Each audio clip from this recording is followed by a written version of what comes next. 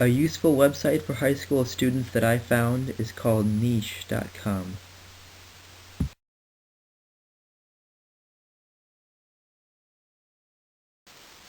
Niche.com is probably one of the best websites I've found for comprehensive university reviews. It judges universities based on a wide variety of criteria, and it gives much needed information about each school's enrollment factors. It covers the academic and social aspects of each school, and it's all told by real students.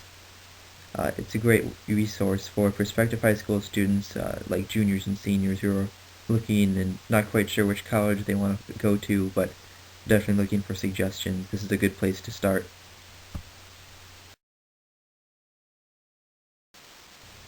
So here we have the niche.com homepage. This is the first thing you see when you log onto the website. I've already created a profile for Niche, but that's the first thing that they have you do is you make a profile indicating which high school you go to, where you're located in the country, and what your academic interests are for a college major. So they have a couple headings there. College matches has to do with like surveys that you take that match you up with certain colleges. My colleges, you make actual like lists from your profile that you can scroll through and add and delete colleges from whatever choice you make. Scholarship search as well. That's very similar to my college's list. And your majors, what you're interested in, so you can have multiple majors that you have an interest in, and Niche will line you up with colleges that offer that major. And then of course your profile, which has like your basic information on it. So the first thing you see on the page is a ranking. They have a lot of rankings for different colleges. So featured right there is just their best colleges ranking overall. Stanford's number one, MIT, Yale. Those are all pretty prestigious schools, and you could expect that. You could view the next 100 if you wanted to. You can just have to click on the link. So Niche knows that I go to Marquette University High School, so up in the right-hand corner you see that they have a bunch of reviews showing about Marquette University High School. Luckily Marquette's doing pretty well overall. They have an A rating, so that's pretty good. Below that you can see that there's a few scholarship opportunities listed. They know that I'm applying for colleges, and I said that I'm interested in applying for scholarships, so they tried to line me up with a few that look pretty good, and I can check those out whenever I want to, and those are all pretty good opportunities. I'll go back to the large section of the page where it says reviews on my schools. I put down, just for example, University of Wisconsin-Madison as one of my schools that I have an interest in. So right off the bat, they are going to list some reviews from actual students about Madison and like the quality of the school and what they thought about it. And those dots, there's 5 of them, and you can fill them in from 1 to 5. 5 meaning very good, 1 meaning fairly poor. And you can just read those. They're pretty useful to read. And the last tab on the screen, or list on the screen, I should say, the featured schools. It's kind of cut off, but so Augsburg College in Minneapolis, Minnesota, has shown that interest in me, and based off of what my niche profile is. So I can go through that side part. If I click on the link to Augsburg College, then I can check out information about that school. So what does information about a school page look like? We'll see here. So here we have an example of an individual college's page on Niche. Just for example, I picked Marquette University down the street.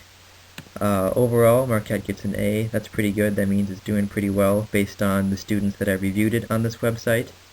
Location, undergrads, tuition, acceptance rate, those are all listed right up top. Those are pretty clear facts that are wanted by students, so Niche gets them out of the way pretty quickly. You can see the list of criteria that each college is judged on, ranging from academics, Greek life, dining, housing, all that. If you click on each criteria, you can look at detailed reviews and why it got the grade it has. The reviews overall of the school are seen if you just scroll down on the page. There's like, as I said before with the dots, there's more dot reviews and just quick and short reviews by students, sometimes graduate students, sometimes like regular undergrad students, sometimes alumni as well. And on the left bars going down, those are just yeah, other details about the school. Yeah, as you can see, like academics, admissions, jobs, and internships. Just more useful information about the school that's been gathered from the people who have reviewed the website, and also from pages about this individual school. In this case, it's Marquette University. So all pretty useful stuff, and it's very clearly laid out. It's not a lot of confusing links to get to what you want to see.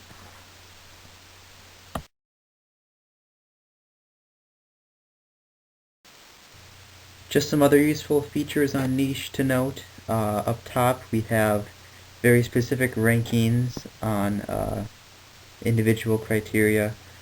If you're really into college food or sports, or like if you're bringing a car, like best parking, that's all there. They rank best schools by that kind of criteria. So it's interesting to look at too if you're worried about some particular thing with the school. Lower left, we have the scholarship match, as we said before. It's a more detailed view of it. Yeah, you could. It gives you links to apply to each scholarship, and it gives you the amount, the due date. All pretty useful and easy to see.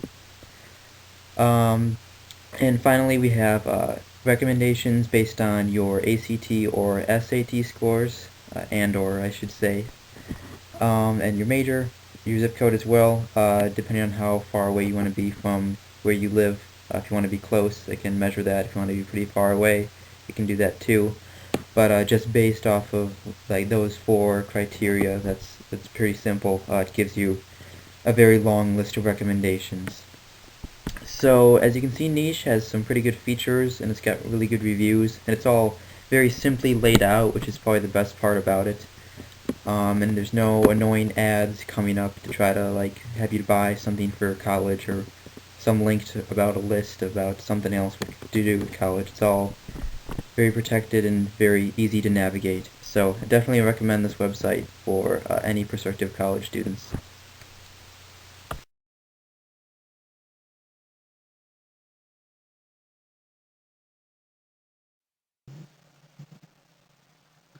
The application I decided to look more into is called GroupMe. I don't know if many of you have heard of it before, but I have used it in the past here at Marquette, and I have found it quite.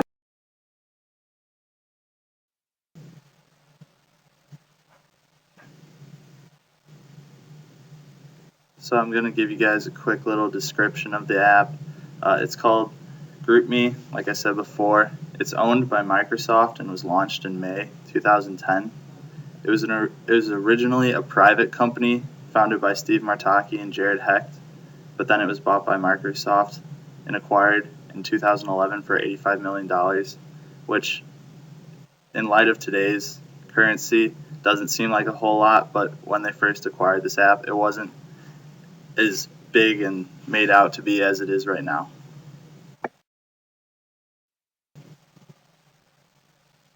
So, some advantages and the purpose of GroupMe. One advantage that I found was that it works on every device: Apple, Android, Microsoft. No matter what phone, tablet you're using, GroupMe is compatible, which I find nice because when you try and set up a group chat on an iPhone and one of the people in the group chat has, first, let's say, an Android, it kind of messes up the whole thing, and I've found that to be kind of annoying. Another advantage of this app is that it is easy to create multiple groups, such as one for work or for friends, or if you just want to talk to your family about something and you're not like together at the moment, you can kind of just throw all these people into a group, and there you go, you got your group chat going. Um,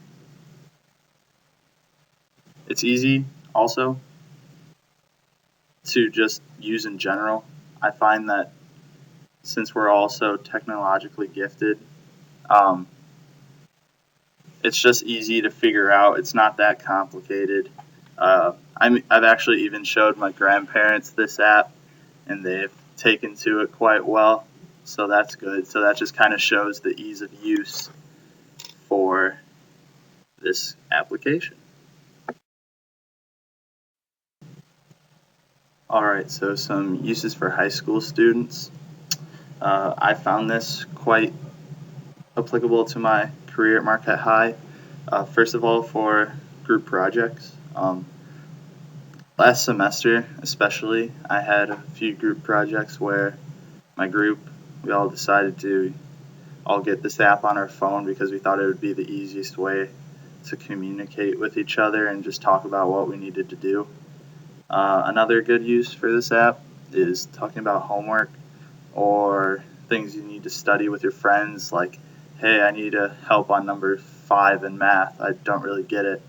They can either send you a picture of their problem or try and help you work on it yourself. Another thing is that it's quick and easy to set up. Just really overall use is very easy. And then contact lists. It's able to hook up to your contact list that's already in your phone. So you don't need to input every single contact that you had before into this new app. When you first open up the app, it'll ask you, hey, do you want to let us into your contact list so we can see who you got in there, put all those same things into our app, so then you don't have to personally transfer everything over, which I would find very tedious if I had to do that. So that's just another pretty easy, nice feature that they've thrown in there, thinking about just ease of use for people, trying to make things easier instead of making someone's life harder than it needs to be.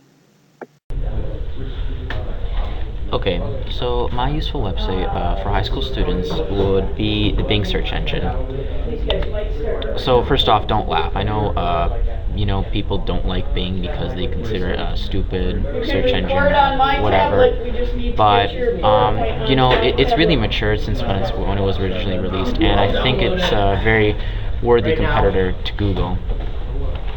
So it was started by Microsoft in 2009, and now that it's 2016, it's matured significantly within those 7 years. And right now in the US, it is responsible for 1/3 of searches.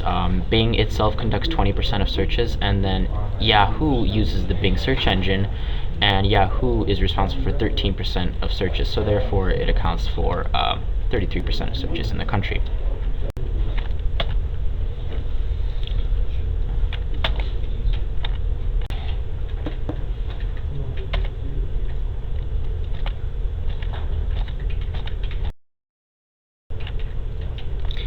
And this is the end of my presentation. Thank you for watching. Let me click here. So at the top we have, I search for M&M backgrounds on both Bing and Google. So at the top we have what comes up in Bing for images, and you can notice that it lets me select the image size, the color, the type, the layout, etc. It even lets me choose a license. So if I'm doing some kind of so if I if I need a license that'll allow me to for example, if a work only requires me to buy it, I can switch the license to FreeWorks or something like that. At the bottom there's the Google, which doesn't let me choose the image size, the color, the type, or whatever. So sometimes when I'm searching for a new background, I might search with Bing, and I can specify that I want it to be 1920 by 1080p so I can get high quality backgrounds. I won't have a blurry background. Well, on Google, the most that I can do is just add HD to the search query. Let me click here. So I searched for George Washington on Bing. These are both Bing results. At the left we have a quick excerpt from the Wikipedia article. We have some quick facts about how long they lived, what their height was, who their spouse was, etc. And then what's interesting is there's a timeline. So if I need to get something done on the last second for a person or something, it can give me a timeline of their life, and I can click on show more to get even more information. It also gives me the quotes. I have the books they wrote or books that were written about them, people similar to them, and Bing is also pretty smart. It might think that I'm searching for George Washington University and also give me results for that. While it's not as much. You do get the Wikipedia article, you do get some basic facts, you get quotes and similar people, and that's it. You don't have possible other search terms, you don't have the timeline, so it doesn't give you as many facts, and you'd have to actually go and do your own research to dig them up, which that takes time. So what Bing does in order to get more customers is that they actually pay people for searching using Bing. You get one Bing reward point per search. So think about if you do like 1,000 searches a week, you get 1,000 points, and 950 points will get you a $10 Starbucks gift card. You can get Amazon gift cards this way. So I mean, who doesn't like getting paid for doing hardly anything? So this is another way it can be useful for high school students. One of the cool things about Bing is that it's got like a prediction engine. So for example, I can type in something about, like, let's say the Oscars, where I typed in 2016 Oscar Best Actor nominees, and it'll tell me who are the nominees and who has a chance of winning. So right now Bing tells me that Leonardo DiCaprio has a 72% chance of winning the 2016 Oscars for leading actor. Or for example, if you look at the elections, you could I typed in 2016 election predictions, and it told me that for the New Hampshire caucuses, Bing predicted that Bernie Sanders would get 58.5% of the vote, winning the caucuses. In reality, he got 60.4% of the vote. So that was a very close and accurate prediction. And it does this for things other than stuff like the Oscars and the elections. It can do it for sports. Bing also predicted the 2014 Olympics, where they were even on the news for how accurately they predicted on who would win what. So there's this better AI aspect that Bing has, which Google does not. And if I compare what I searched for when I was comparing the AIs between the two engines, Google only shows me the nominees when I typed in the best actors, and for the election statistics, it only tells me how much of the vote they won and how many delegates they won. It doesn't tell me who's predicted to win. It doesn't tell me. It withholds a lot of information for me, which could be quite useful. So the Bing homepage is at the top, and the Google homepage is at the bottom. And on the Bing homepage, you have the news. It's asking you to sign in so you can customize what comes up in the news. So maybe if you're more interested towards technology news, you can have it personalize your news towards more technology, towards a more technological bias. It's got a nice background. It lets you go to image search, video search, map search, or whatever right off the bat. While on the Google homepage, it's more or less boring and plain. I mean, once in a while you'll get a doodle for something. As right now there's a hyperlink and some extra text at the bottom for exploring African American artists. And if you're not accessing the Google page through Chrome, it'll ask you to get Chrome. So that's more or less like an advertisement in my opinion. So there's that.